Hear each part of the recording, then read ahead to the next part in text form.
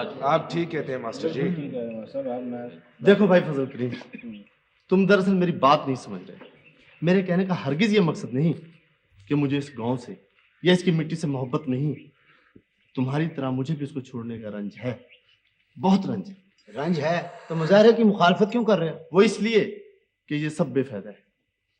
Dam ने बनना है और ये बन के रहेगा। मगर भाई रशीद, वो बशकू बता रहा था कि बड़े चौधरी साहब ने सारा मामला सेट कर लिया। वो ऊपर बात हो चुकी है, अब तो सिर्फ एक मुजाहरे की कसर है बस। कैसी बातें करते हो भाई जीले, ये अरबों रुपए का मंसूबा है। हुकूमत इसे किसी चौधरी रियासत या चौधरी हशमत की तड़ी में आके खत्म नहीं कर सकती।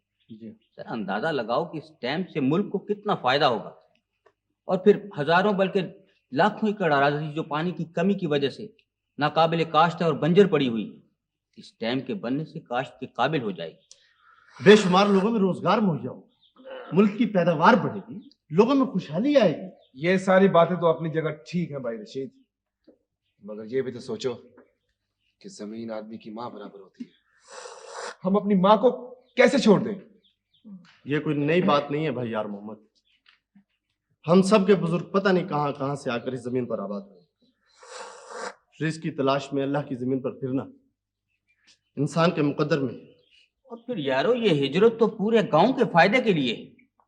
क्या तुम इस गांव की जमीन को अपने मादरे वतन से ज्यादा अहमियत देते हो? मास्टर जी मैं तो बस मुंह को छोड़ो। ये हिजरत तो हमारे नबी करीम हजरत मोहम्मद मुस्तफा सल्लल्लाहु अलैहि वसल्लम की सुन्नत है। जगह छोड़ने का दुख तो होता है, अगर जरा गौर करो कि दुख के इस पेड़ से आने वाले मौसम में सुख के कैसे कैसे फूल महके। मास्टर जी ठीक कह रहे हैं यार ममद। हम तो इन चार हाथ पांव से रोटी खाने वाले लोग हैं, बेशक हमें तो अपनी मेहनत का फल खाना है ना। ये मुजाहरे हंगामे चौधरी लोग अपने मफाद की खातिर करा रहे हैं। आस्ता बोलो चाचा, चौधरी हशमत को पता चल गया तो मरवा देगा। मेरी समझ में ये नहीं आता कि तुम चौधरी से इतना डरते किस लिए। हम सब पाकिस्तान के आजाद शहरी हैं, हमारे कुछ हकूक हैं जिनकी हिफाजत के लिए हुकूमत ने इतने कानून, इतने महकमे बनाए हुए। लेकिन अफसोस इस बात का है कि आप लोगों को अपने हकूक का पता नहीं। अच्छा जी, आप अपने हकूक पूरे करें, मेरे तो निक्के निक्के बच्चे हैं, मैं तो चला। ठहरो, मैं भी तुम्हारे साथ चलता हूँ, कहीं ये लोग अपने साथ हमें भी न मरवा दें। ले जी मास्टर जी। सुना है भाई, तुम भी जा रहे हो? मास्टर जी, वो बख्शू ने मेरे साथ वादा किया था जी कि बड़े चौधरी साहब को कह के तो मुझको कुछ जमीन का टोटा दबा देगा जी। मुझे तो जाने ही दे मास्टर जी आप। जाओ भाई जाओ जाओ, तुम्हें कौन रोक सकता है। मेरा काम था तुम्हें समझाना, सो मैंने समझा दिया। अब तुम्हारी मर्जी, तुम अपनी मर्जी के मालिक हो, खुदा तुम्हारा निगहबान। मैं फिर कहता हूँ मास्टर जी, आप मुझे चौधरी हशमत खान साहब से बात करने। ना ना पुत्र ना, वहां न जाना। हाँ, चौधरी हशमत आदमी नहीं, वो तो अपनी हवेली की एक दीवार है, ऊंची पक्की और पत्थर के दिल वाली। मैं चौधरी नियाज से बात करता हूँ, वो तो ठंडी तबीयत का आदमी।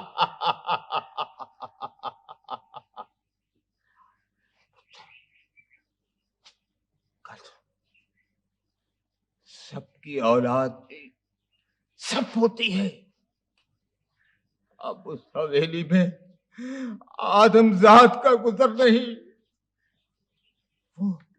वो सारे सब है, सब जहरीले, सब उड़ने, सब। इल्मदीन रोक इसको वहां न जाने देना, नहीं तो मेरी जीना की तरह ये भी। ना पुत्र ना, ना दूर रहे, उस हवेली से जितना हो सके दूर रहे बेटा, दूर रहे। तुम फिक्र ना करो नथु चाचा, मुझे कुछ नहीं होगा। आइए मास्टर जी। देर हो रही है बेटा मोहम्मद रशीद।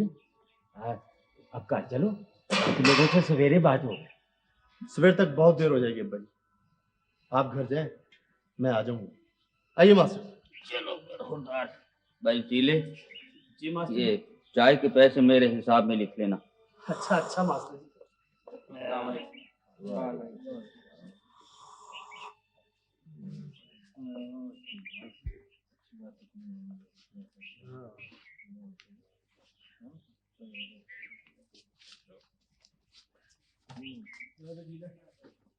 अच्छा भाई जाओ,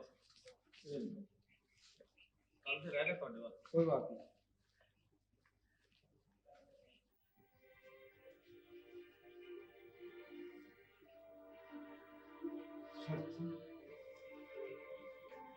सर्दी ज्यादा हो गई है और आलम जी मैं चलता हूँ।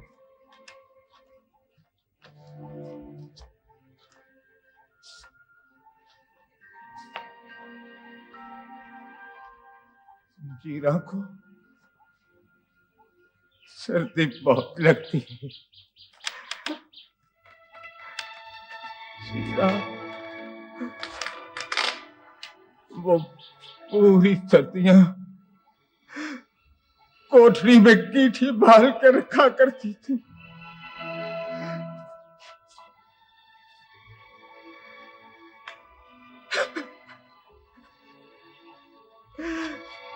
खूब में जीरा को सर्दी बहुत लगती होगी, बहुत सर्दी लगती होगी।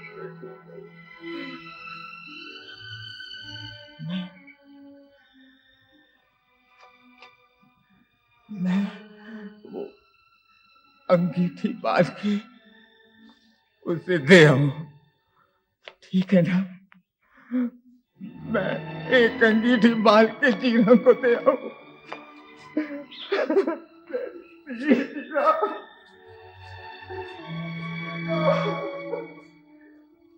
क्या हाल हो गया है बेचारे का बेटी के दुख में। बस कम्यार के पुत्र की यह जुर्रत हो गई है, तुम्हारे खिलाफ तकरीरें कर रहा है। न्याज अली, जी मियां जी। वो फौरन बंदे भेज और उसको बुलवा यहाँ, जरा मैं सूरमे की शक्ल तो देखूं। मौलादाद, किसी को भेजो, बुलवाओ। अजय जी उस्ताद, उठो गौर से। चलो रब नवाज। ठीक है, छेती हो। ठीक है जनाब। बचे हो ना है तो उसको बंद के ले आओ मेरे पास, और जरा ध्यान से। तो समझ रहे हो मेरी बात के नहीं? आप फिक्र न करें चौधरी साहब, इंशाल्लाह कन्नो कन किसी को खबर नहीं होगी। शाबाश, जाओ। चौधरी साहब, वो मास्टर जी भी तो साथ होता है। वो उसको भी, पर नहीं, मास्टर को कुछ ना कहना, उसको मैं आप पे ही समझा दूं। तुम उसकी था इल्म दीन को फड़ के ले आओ है। बहुत चंगा चौधरी साहब, चलो है। अच्छा है, दोनों की गलतफहमी एक साथ ही निकल जाए। उधर न्याज अली, जी मियां जी। वो जुलूस का इंतजाम हो गया है? यह सारा बंदोबस्त हो गया मियां। भाई मैं तो जोक्स भी कर रहा हूं, तुम लोगों के ऐस इलाके के फायदे के लिए कर रहा हूं। मैं तो जब ये सोचता हूं कि हमें अपने बुजुर्गों की हड्डियां, उनकी यादगारें छोड़कर जाना पड़ेगा, तो मेरे कलेजे पर जैसे बर्छी सी लगती है। शेख कन्यार का पुत्र वकील कहता है कि ये सब कुछ मैं अपने फायदे के लिए कर रहा हूं। ओए, उसने तो सारी उम्र अपने प्यो को मिट्टी की हांडियां, कनालियां, प्याले और ठूठे बढ़ाते देखा है। उसको क्या पता जमीन क्या होती है। उसने तो जमीन की मिट्टी पुटना सीखा है। जमीन की कदर तो तुम लोग जानते हो। सिरे सिद्धे खिड़ी कपा, वही इसकी पुशार तो तुम लोगों को है। वाह चौधरी साहब, वाह चौधरी साहब, वाह।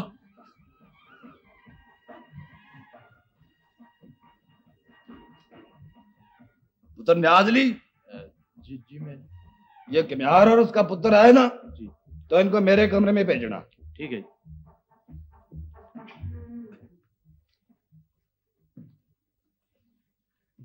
अल्लाह चौधरी साहब की लंबी लंबी उम्र करे। मैंने अर्ज किया है चौधरी जी, मैंने आपके बारे में किसी से कुछ नहीं कहा। मैं तो लोगों को समझा रहा था कि समझा रहा था। ओए तू बड़ा ताना है, ओ हकीम अफलातून है तू। और तेरे प्यो की सारी मरकारा तुम ते लंघ गई है, और तुमने इतनी अगले किधर से सीख ली है। अपनी किसी की जायदाद नहीं होती चौधरी जी। मेरे बाप ने सारी उम्र मेहनत करके हक लाल की रोटी कमाई। आपको उसके पेशे का मजाक नहीं उड़ाना चाहिए। ओए बड़ा मान है तुझे अपने प्यो पर। वो इतना मान तो कभी हमने अपने बुजुर्गों पर नहीं किया, हालांकि हम पुश्तों से जागीरदार हैं। बाप पर मान उसकी जागीर देकर नहीं किया जाता चौधरी जी। अपने पुत्र की बातें सुन रहे हो इलमदीना? बच्चा है चौधरी जी, आप इसे माफ कर दीजिए।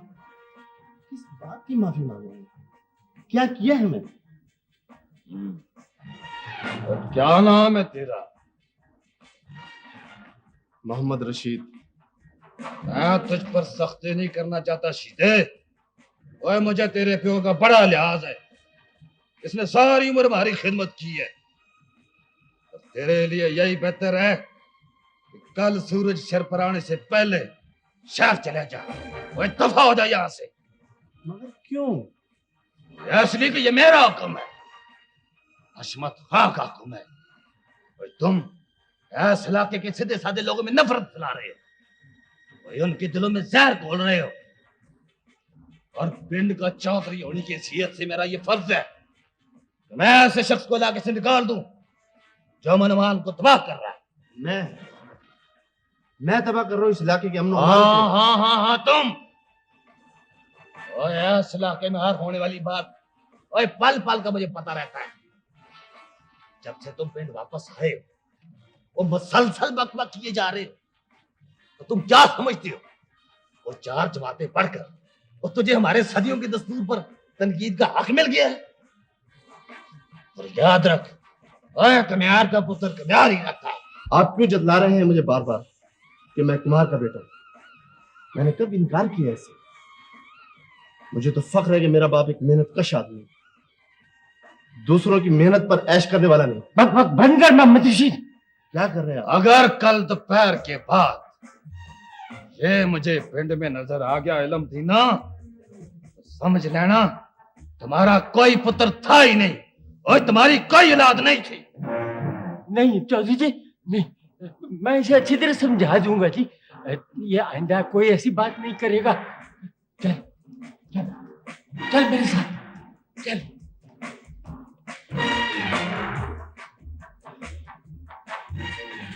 या सदी जी मियां।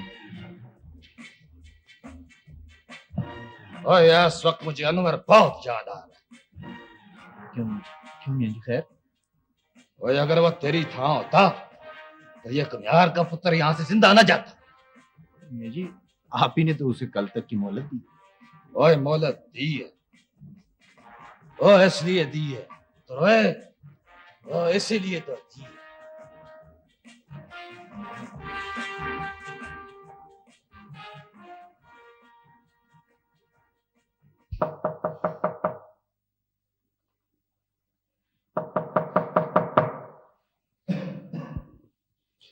आ जाओ भाई मौलादाद। हाँ अब बैठो ना। तुझे कैसे पता चला शहजादे के दरवाजे पे मैं था? तुम्हारी खांसी बड़ी मखसूस किस्म की है, तुम इसका इलाज क्यों नहीं करवाते?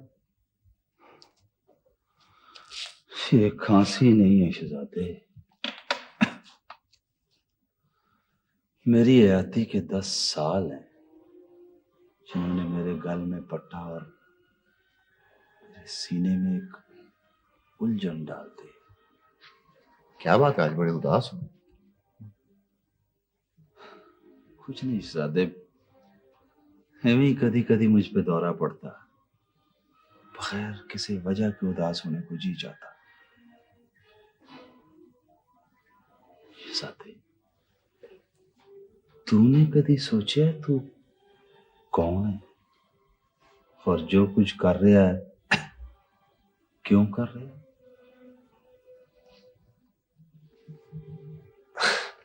लगता है आज भाभी से झगड़ा हुआ तुम्हारा। नहीं शहजादे नहीं, वो तो बड़ी अच्छी है, बड़ी सबर वाली। उसकी जगह कोई और औरत होती तो वो बड़े हौसले वाली है। मेरे और शीदे के लिए दुनिया की हर मुश्किल हंस के बर्दाश्त कर लेती है। इसलिए तो समझ नहीं आती कि मेरी उदासी की वजह क्या है। ये कोई ऐसी अनहोनी बात नहीं है भाई मौलादाद। इंसान की जिंदगी में ऐसा लम्हा आता है जब उसे अपना वजूद बेहकीकत मालूम होने लगता है। मेरे साथ भी अक्सर ऐसे हुआ। तू बड़ा जालिम है शहजादे। मैं? हाँ तू। जब से तूने इस गांव में कदम रखा है मेरी तबीयत ही बदल गई। बड़ी मुश्किल से मैंने जीने की इकरार निकाली थी,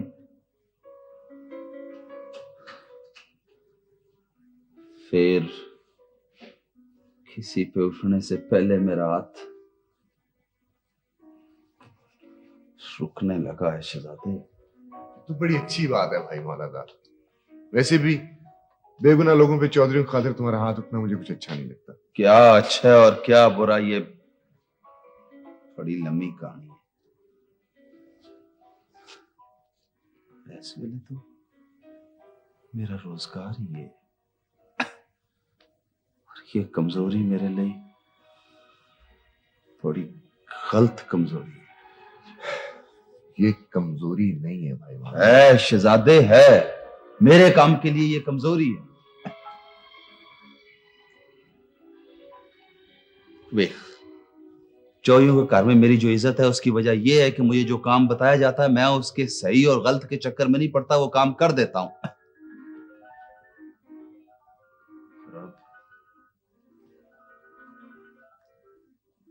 अब मुझे एक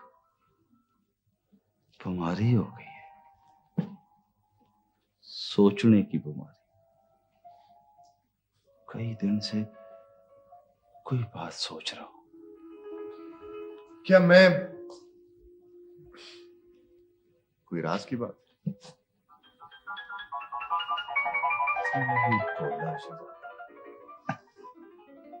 राज की बात होती भी तो तेरे से भी राज की होती। चले आप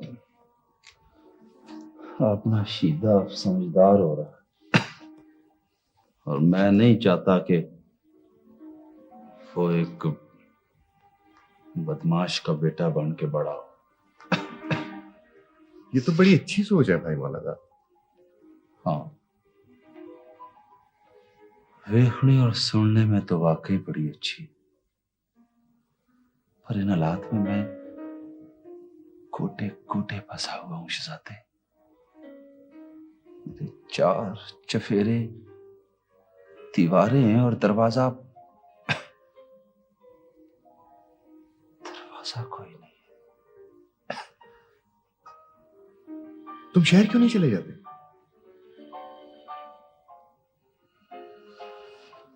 शहर जाना इतना आसान नहीं है। चोरे यकूब की तरफ से कुछ उम्मीद है। कम हो गया तो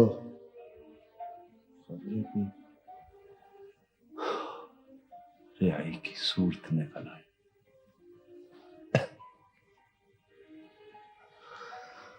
अल्लाह, फिर मैं चले पर तुझसे गल करके मेरे दिल का बोझ कुछ हल्का हो गया।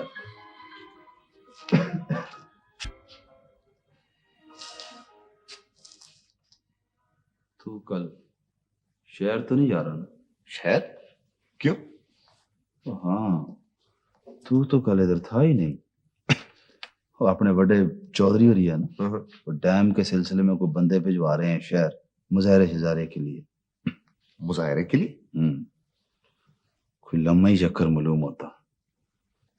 देख, तुझे कहें तो कोई बहाना कर देना, कुछ भी हो जाए तूने जाना नहीं है, समझा?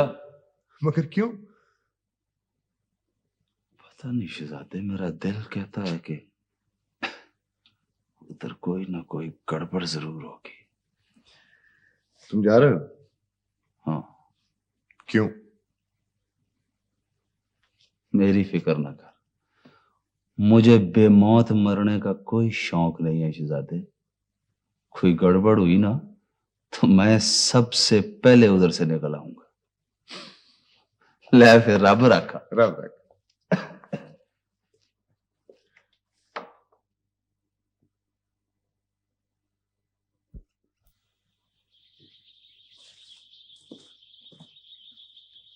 भाई दिलावर, दिलावर। हाँ हाँ भाई फैजल, क्या बात? तुम्हें बड़े चौधरी साहब बुला रहे हैं हवेली में। सवेरे सवेरे। अच्छा चलते हैं, मैं जरा मुंह हाथ धो लूं। चौधरी साहब की तबीयत का तुम्हें पता है, मेरी मानो तो फौरन चले चलो। ओहो, ऐसी भी क्या जल्दी है? हमारी तो जान निकली जा रही इधर से। चौधरी साहब का गुस्सा बड़ा खतरनाक है, आओ चले। चलते हैं यार, चलते हैं। जरा वास्कट तो पहन लेना। वे तुझे कहीं भी तो कोई बहाना कर देना, कुछ भी हो जाए तूने जाना नहीं है, समझा?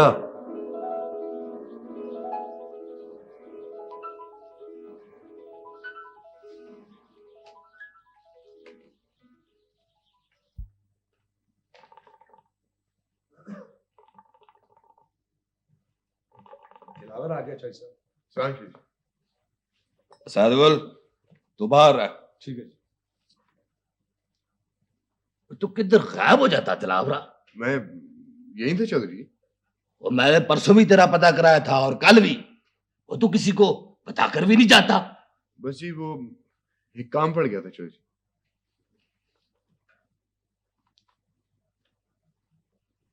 एक काम का वादा तो तुमने मुझसे भी किया था, याद है?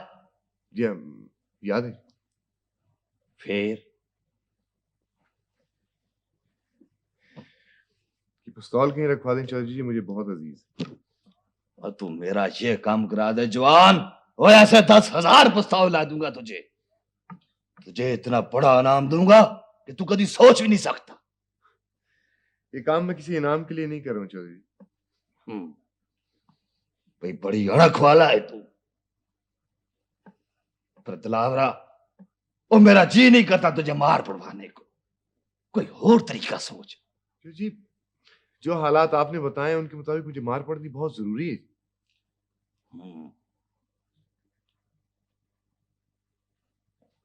बात तेरी भी ठीक है। चौधरी जी, चोटें ऐसी होनी चाहिए जो देखने में बड़ी जबरदस्त हो। तू बड़ा बहादुर है दिलावरा, ओए बड़ा हौसला है तेरा, बड़ा हौसला।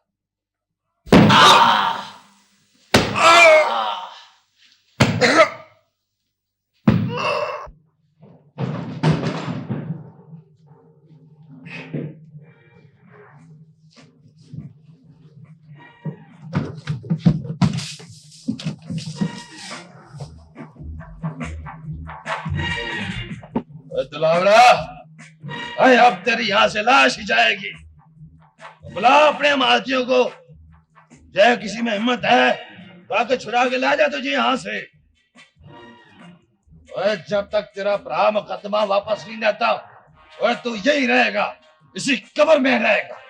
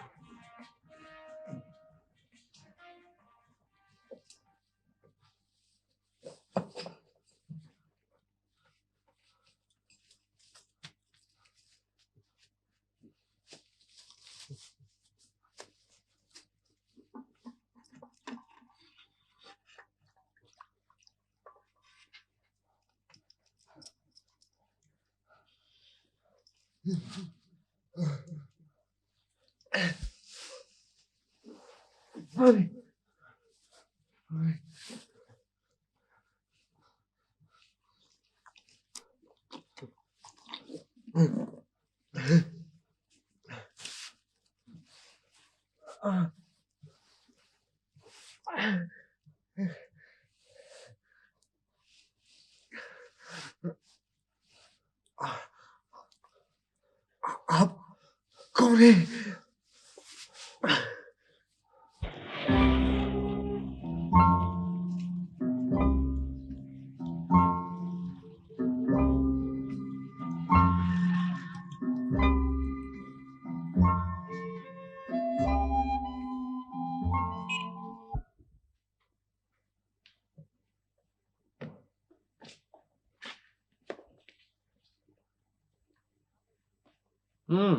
तो तुम यहाँ बैठी हो? और कहाँ बैठूं? ये कमरा है मेरा। बाकी लोग कहाँ हैं? अपने अपने कमरों में होंगे। हाँ, किताबें बहुत पढ़ती हो तुम। अनवर भाई, दस्तक दिए बगैर किसी के बेडरूम में आना ये अच्छे आदाब के खिलाफ है। अच्छे आदाब।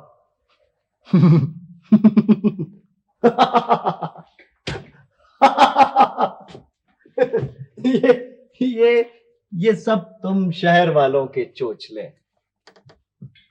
किससे कुछ पकड़ो तो थैंक यू कहो, खांसो तो सारी बोलो,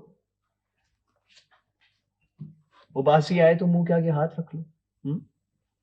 क्या बकवास है ये सब? ये बकवास नहीं है अनवर भाई। एटिकेट्स के पीछे हमेशा सोशल और हाइजीनिकल असबाब होते हैं। मैंने भी पढ़ा है ये सारा फ्रॉड, मगर जो मजा मुंह खोल के उबासी लेने में है वो मुंह के आगे हाथ रख के यौन करने में नहीं है ना?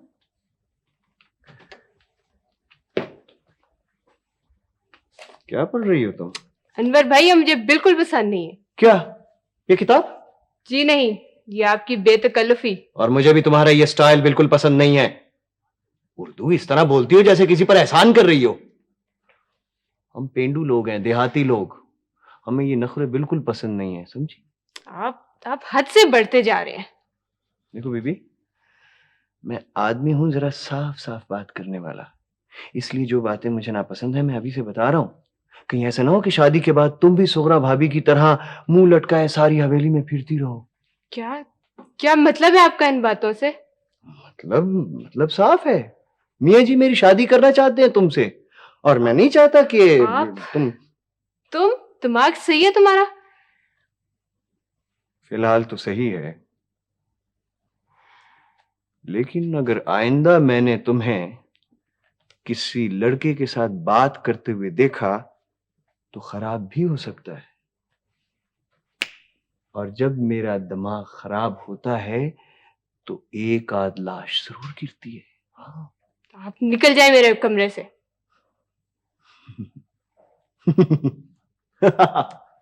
तुम अभी अपने बाप के घर में हो इसलिए कह सकती हो, मगर याद रखना ऐसी बातें मैं भूला नहीं करता। हाँ?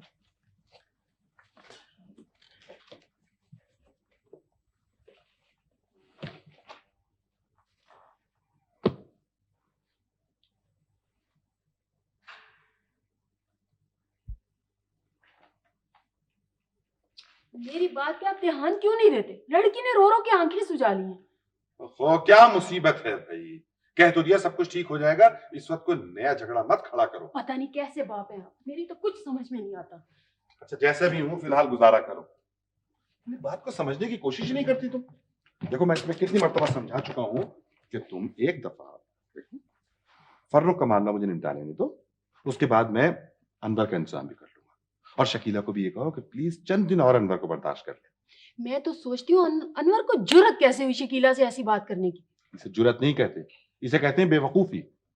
और बेवकूफी अनवर के दिमाग में उसी तरह कूट कूट के भरी हुई है जिस तरह गैस आपके मैदे में।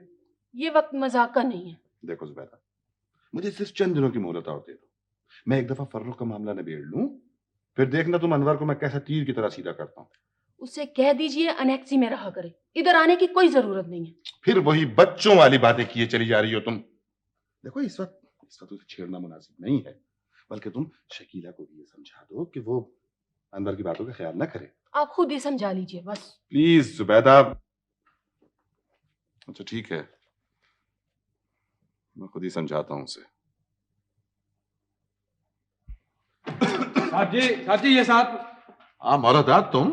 सलाम चौधरी जी। वालेकुम सलाम। आओ बैठो। इतनी अचानक आ गए? ये केकड़ा मेरा बाजू ही नहीं छड़ रहा। आलम। जी जी आलम साहब को अंदर। और देखो पिए को बोलो चाय बनवाए। जी। वो चल शहजादे हुन मुख श्रेष ही हो गया मेरे साथ। आओ आओ बैठो। बड़े अच्छे मौके पे आए हो तुम। मैं कल ही तुम्हें याद कर रहा था। बस जी आपने याद किया, मैं लगाया चौधरी जी। खैर बाकी बातें बाद में होंगी, पहले ये बताओ कि अनवर न्याज से लड़कर आया है या? हाँ जी, खासी गर्मी गर्मी हुई है जी, इसलिए बड़े चौधरी जी ने उनको इधर आपके पास शहर भेजा। इसका मतलब ये है कि लोहा गर्म है। हाँ मौलादाद एक काम तो करो। ऑर्डर मारे साहब। वो अनवर आया हुआ है लाहौर, मेरी कोठी में ठहरा हुआ है, तो कहता मियाँ जी का हुक्म है कोई ऐसा चक्कर चलाओ कि वो मेरे घर से चला जाए। हाँ वो मॉल टाउन वाली कोठी खाली है।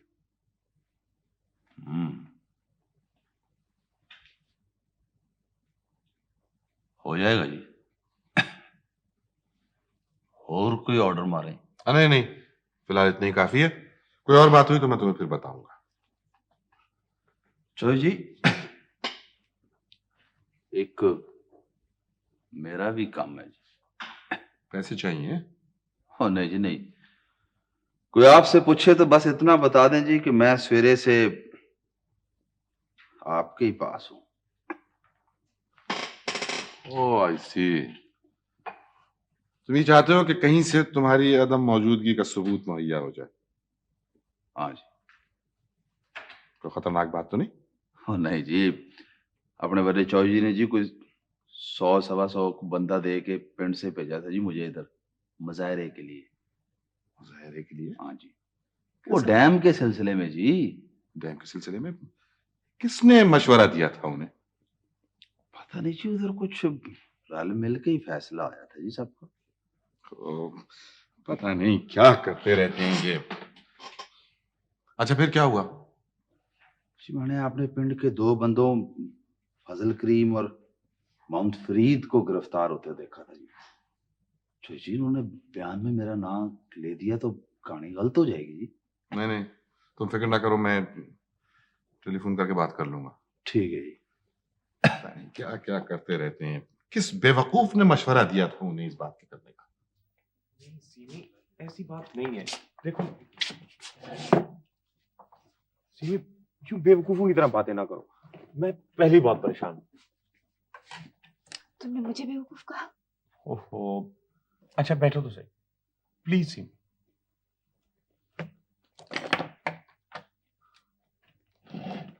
देखो याकूब चाचा ने जबरदस्ती मुझे शकीला के साथ वो चाइनीज शो देखने भेज दिया। कहाँ हो रहा था ये शो? ओपन एयर में। अगर तुम्हें मेरी बात का यकीन नहीं तो अखबार देख। और वो कौन सी आइसक्रीम खाने के लिए तुम्हें 6 मील के फासले पे जाना पड़ा? वो शकीला कह रही थी कि वहां बहुत अच्छी मिलती।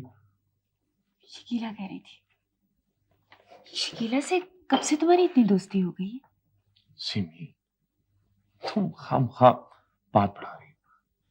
कम से कम तुम जैसी समझदार और पढ़ी लिखी लड़की से तो मैं ऐसे तो नहीं कर सकता। तो ये कसूर भी मेरा हुआ? शकीला पहले ही कह रही थी कि तुम माइंड कर गई हो। तो शकीला से ये बातें भी होती रही? सिमी देखो प्लीज गॉड से क्या, वो हम दोनों की दोस्त है, उसे पता है हमारे बारे में। फर्रुख देखो मेरे साथ कभी झूठ मत बोलना। चाय ले आओ। मैं सिर्फ तुम्हारे इत्मीनान के सहारे पे खड़ी हूं। सिमी कभी ऐसी बात मत सोचना। तुम्हें पता है अम्मी बहुत नाराज है। उनकी नाराजगी वजह है।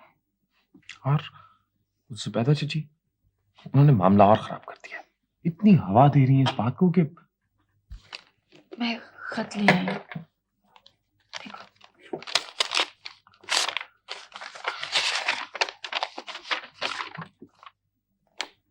कितना गंदा हैंड राइटिंग। पढ़ के देखो, खत इससे भी ज्यादा घटिया है।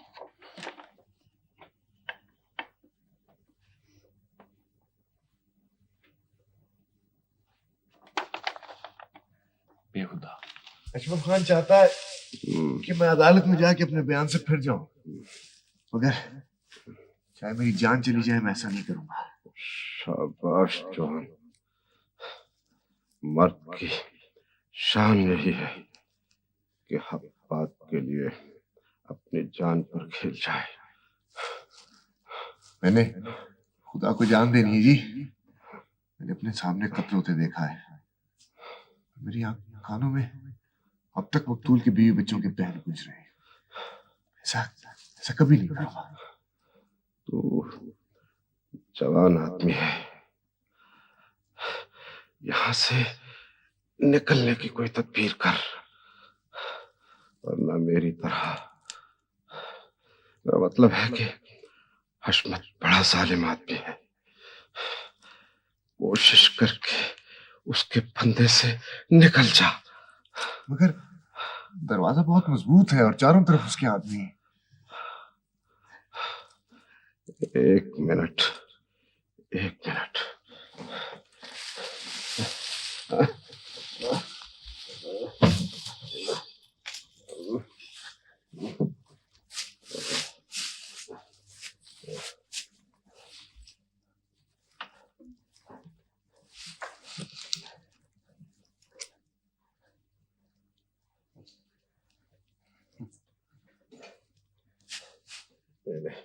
शायद तेरे काम आ सके। ये क्या है जी?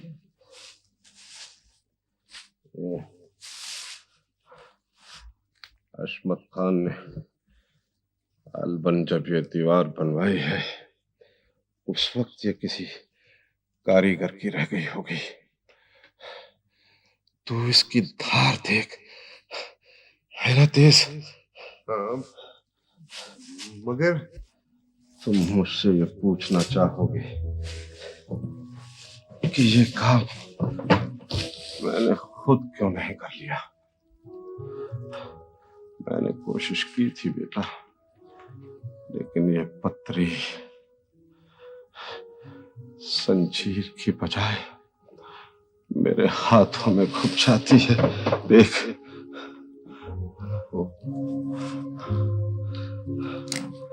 मैंने ये जंजीरें काटने की बहुत कोशिश की है, लेकिन इसका संगल बहुत मजबूत है।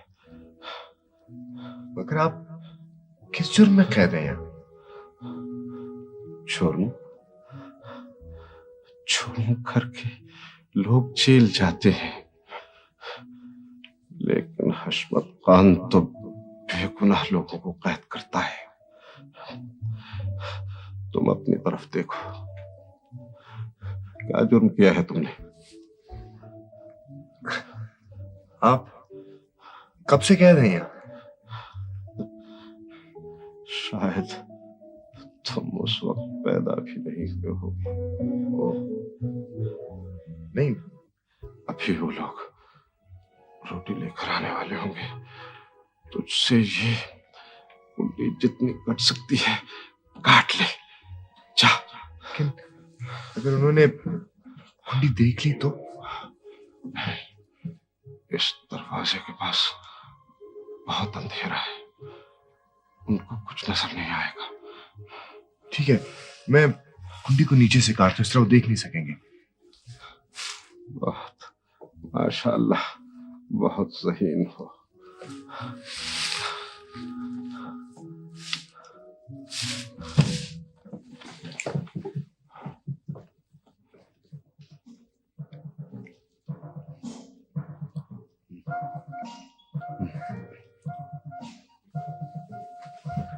क्या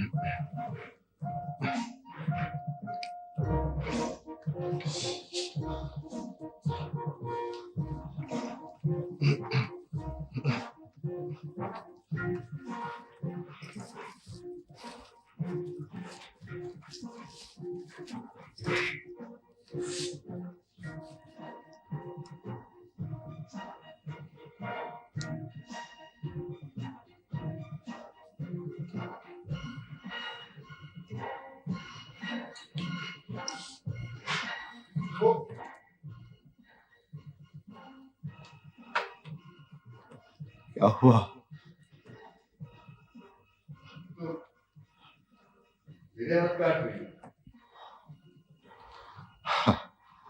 आजादी अपनी कीमत मांगती है बेटा। जाहिर है फर्रुख, ये हैंडराइटिंग तुम्हारी नहीं है और ऐसे बेहुदा खत की मैं तुमसे तवक्को भी नहीं कर सकती। लेकिन अम्मी, सीमी की अम्मी को यकीन है कि ये खत मैंने लिखा। सवाल ये नहीं है फर्रुख कि ये खत तुमने लिखा है या नहीं। असल किस्सा ये है कि वो लोग निहायत बदतमीज और खैर महजब। नहीं अम्मी, देखिए बात ये नहीं है।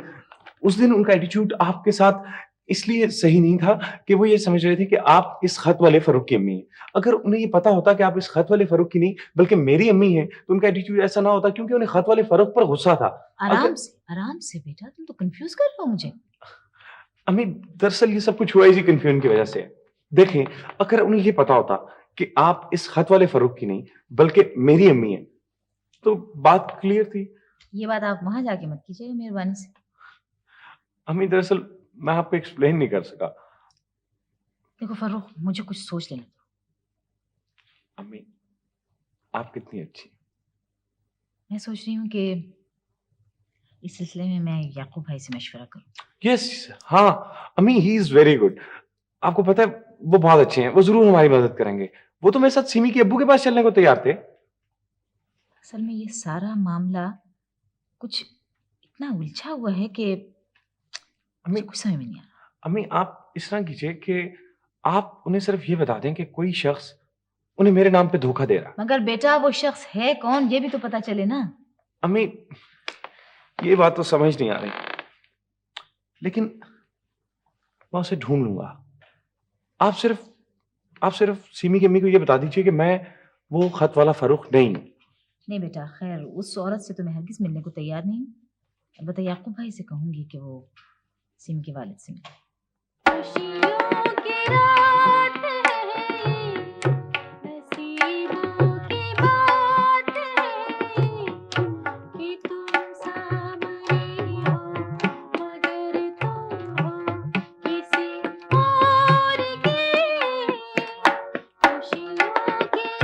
वाह वाह वाह वाह वाह वाह वाह, बहुत अच्छा इस बच्ची ने पिक किया है। अब मैं ये चाहता हूँ चौधरी साहब के इस गाने के अंदर कुछ 26 को वेले हो, कांगो ड्रम हो, ओंगा बांगा हो, गिटार हो, सितार हो, बड़े से मैं चाहता हूँ कि फिल्म की दुनिया के अंदर एक नया एक्सपेरिमेंट हो जाए। और रिहर्सल होगी मास्टर साहब? अभी बड़ी रिहर्सलें होनी हैं। मगर वो पहले इनको कुछ पिलाओ, वो गला सूख गया होगा बेचारी का, वो ठंडा मंगाओ। ठीक है सर जी, वो मैंने प्रोडक्शन वाले को कह दिया कि भाई इधर सिलसिला है रिहर्सल का तो सिलसिला चलेगा। एक बात मैंने करनी थी आपसे जरा, वो ये बच्चा है एक बस, तो इसको एक 2 टाकी सीन है उसमें हीरो का भाई कर लेना। हाँ कर लो, वो डायरेक्टर से बात कर लो। थैंक यू चौधरी साहब, थैंक यू। एक दफा जरा कह के पक्का कर लें काम को। चलो अभी बंदे से सुनाओ।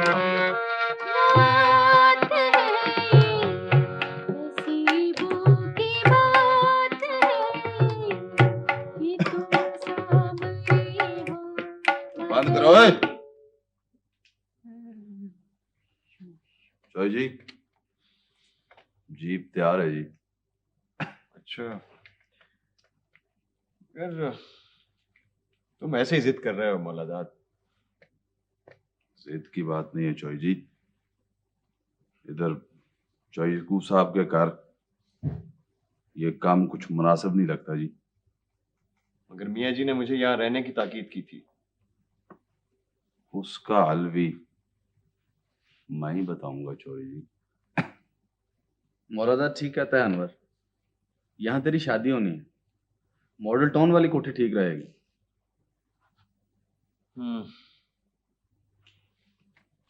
चलो। कितनी मर्तबा मैंने तुम्हें समझाया है, ये महज वहम है, कोई बीमारी नहीं है। ठीक ही नहीं हो रही, पता नहीं क्या। ठीक हो जाओगी, दवा पी। अभी पीती हूँ। हाँ तो दवा पीती रहो, वहम ना करो, ठीक हो जाए। अस्सलाम वालेकुम। आइए आइए भाभी आइए। आइए इधर बैठिए मेरे पास। खुदा का शुक्र है आपने भी हमें याद तो किया। तबीयत कैसी है आपकी? लानत भेजें जी तबीयत पे, ठीक ही नहीं होने का नाम ले रही। इतने इलाज करवा लिए, पता नहीं क्या। भाभी खुदा की कसम इसे कोई बीमारी नहीं है, ये महज वहम है, और वहम का इलाज हकीम लुकमान के पास भी नहीं है। अल्लाह ना करे आपको हो ना तो फिर पता चले। सीधी दिमाग को चढ़ती है यूं। सीधी दिमाग को चढ़ती है यूं। देखिए भाभी, डॉक्टर कहते हैं कि खाली मैदे में गैस होती है, मैं मानता हूँ। यहाँ तो मैदा कभी खाली हुआ ही नहीं, हर वक्त भरा हुआ है, गैस कहाँ से आ गई?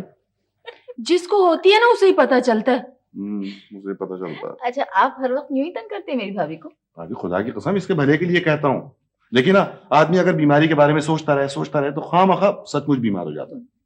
मैं आपके लिए चाय बना के लाती हूँ, वैसे भी दवा का टाइम हो गया है। दवाई पीना, कुछ और ना खा लेना। क्या मतलब? चलो जाओ दवा पी लो।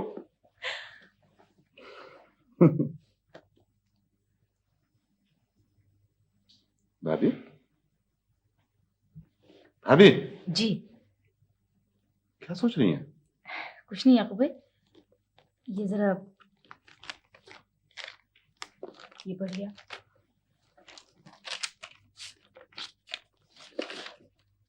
क्या है ये? क्या लगता है आपको? ये खत है फर्रुख का, लेकिन कुछ अजीब सा है। फर्रुख तो बहुत सुलझा हुआ लड़का है। जी याकूब भाई, आपने बिल्कुल ठीक समझा। ये फर्रुख का खत नहीं है, किसी ने शरारत की है। अच्छा, लेकिन ये तो किसी सीमी के नाम है, आपको कैसे मिल गया?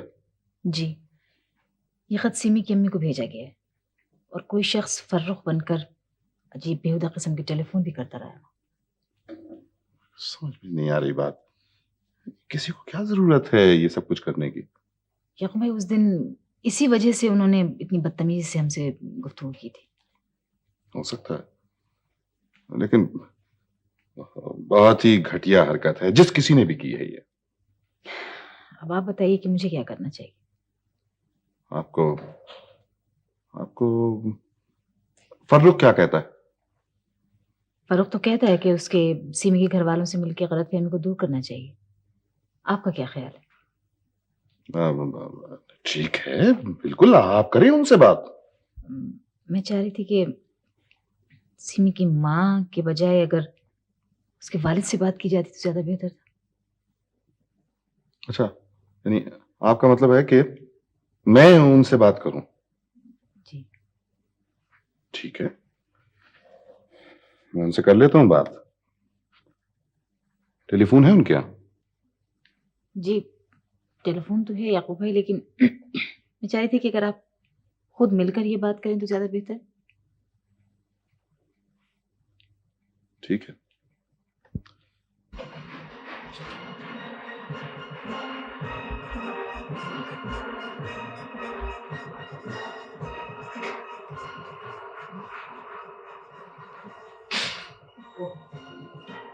क्या हुआ बेटा?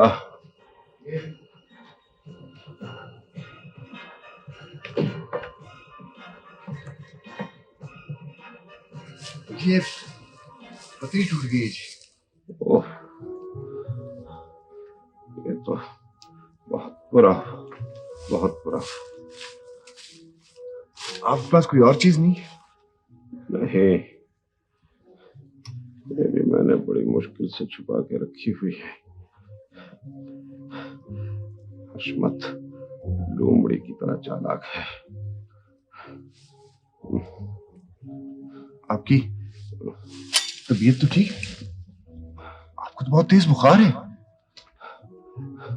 तुम मेरी फिक्र न करो, यहां से भागने की कोई तदबीर कर मेरे बेटा। आपको क्यों कैद कर रखा है चौधरी हशमत ने? ये बहुत लंबी कहानी है। काश मैं आपकी कोई मदद कर सकता। अल्लाह तुम्हें खुश रखे, खुश रखे। आपने बताया नहीं आपको क्यों कैद कर रखा है चौधरी हशमत ने?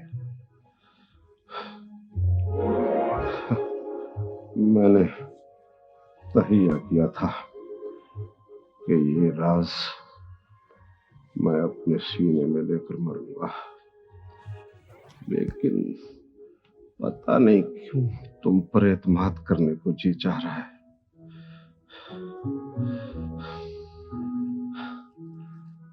मैंने 25 बरस में हशमत खान और उसके पालतू आदमियों के अलावा किसी की शक्ल नहीं देखी। मैं किसी इंसान की सूरत को तरस गया था, लेकिन जो बात मैं अब तुमसे करने वाला हूं, हशमत खान को इसकी हवा भी न लगने देना, वरना तुम्हारा भी यही हश्र होगा।